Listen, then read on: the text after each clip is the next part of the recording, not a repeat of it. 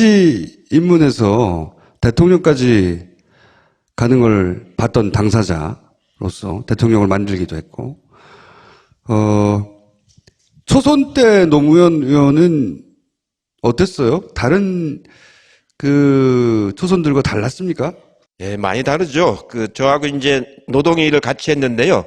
저는 평화민주당으로 정치를 시작했고, 노무현 대통령은 통일민주당으로 이제 시작을 했어요. 제야 운동할 적엔 또 같이 하다가 출마할 때는 이제 부산에서 출마하고 저는 서울에서 출마했기 때문에 당이 달랐는데, 그래도 이렇게 둘이 나란히 앉았기 때문에 노동위에서는 노동위 삼총사라고 해서 같이 이렇게 활동을 하러 많이 다녔는데, 한번 현대중공업에 갔는데 거기가 파업이 오래돼 가지고 굉장히 경찰이 많이 있는데, 예, 우리가 이제 지도부를 설득해서 맞으면 파업을 이제 끝내기 위해서 이제 설득으로 이제 들어갔는데, 가서 저는 설득해서 이제 파업을 그만하고 조직을 살려야 된다. 조직이 이제 깨져버리면 이 투쟁은 오래가지 못한다. 그러니까 일부가 이제 붙잡혀 가고 한 1년 감옥살이하고 나와라. 그러면 그래 조직이 산다고 설득을 하고 있는데, 같이 설득하러 들어갔는데 노무현 대통령은 선동을 해요.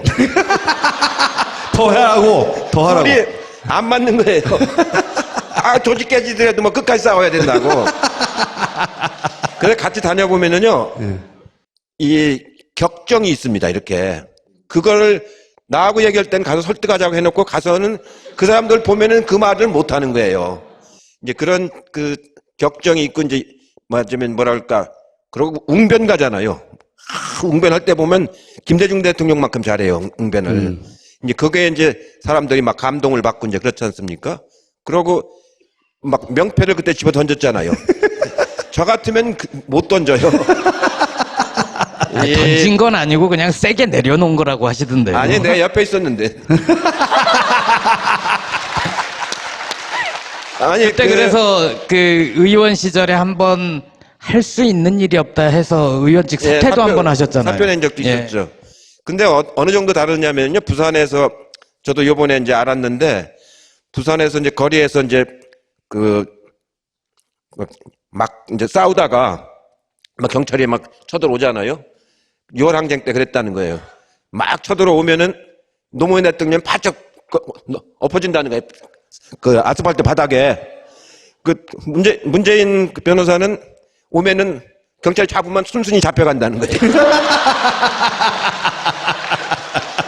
노변은 바짝 너 엎어져가지고 잡아가려면 잡아가라고 그래고, 문변은 잡아가면 살살 따라간다는 거예요. 살살 따라가다. 가가지고 어서 오세요 해가지고 조서를 보면은 노 변호사는 한 장도 진술을 안 하고 백지래, 백지. 진술 거부를 네, 행사하시고. 진술 거부를 하고. 예. 근데 문변은 꼬박꼬박 답변해. 그 차이가 있다고 그러는 것처럼 두 분이 같은 사무실에서 공동 사무실을 했는데도 그렇게 차이가 있는 겁니다. 정치인 문재인의 진화 과정을 지켜서 보셨잖아요. 많이 진화했습니까? 뭐랄까, 문재인 대통령의 특징이 뭐냐면은 정말 정치인은 아닙니다. 그리고 정당을 해본 적도 없었어요. 다만 노무현 대통령을 도와주기 위해서 청와대에서 근무를 한 거죠. 그러다가 이제 노무현 대통령이 저렇게 서거하시고 나니까 정치에서는 완전히 손을 떼려고 했었는데, 본인도 말씀을 하시고 저도 같이 그 자리에서 들었는데, 김대중 대통령이 돌아가시기 직전에 저희 몇 사람이 한번 점심을 모신 적이 있어요. 그때 김 대통령이 나는 이제 얼마 못 살 것 같다. 뒷일은 여러분들이 해줘야 된다. 그게 마지막 유언처럼 하신 말씀입니다. 저도 그날 듣고 문재인 대통령도 그날 같이 들으셨는데, 그게 굉장히 큰 영향을 많이 미쳤고요. 그러고도 할까 말까 망설이기 있을 때 여러 사람들이 이제 해야 된다 권유를 했고, 저도 이제 권유를 했는데 한참 권유를 했습니다. 여러 차례 막걸리를 엄청나게 많이 마셨습니다. 그렇게 했는데 나중에 최종적으로 결단을 하시고 나니까 일반 정치인들보다 훨씬 더 책임감이 커요. 그러니까 굉장히 열심히 해. 뭐든지 이렇게 맡으면은. 그렇게 해가지고 하기로 맘먹고 나니까 저 사람이 저런 데가 있었나 할 정도로 그렇게 아주 막 열심히 하고, 참 인내심이 좋아요. 참을심이. 저 같으면은 막 버럭했을 건데 그런 게 없습니다. 눈만 깜빡. 그러면서 정 어이가 없어.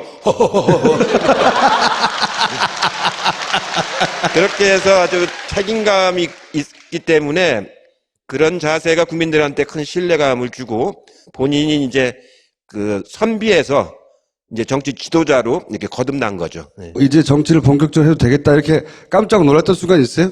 믿었습니다. 그 특히 청와대에서 대통령을 보좌하면서 오래 근무를 했기 때문에 대통령이 어떻게 해야 되는지를 이미 다 학습을 많이 한 셈 아닙니까?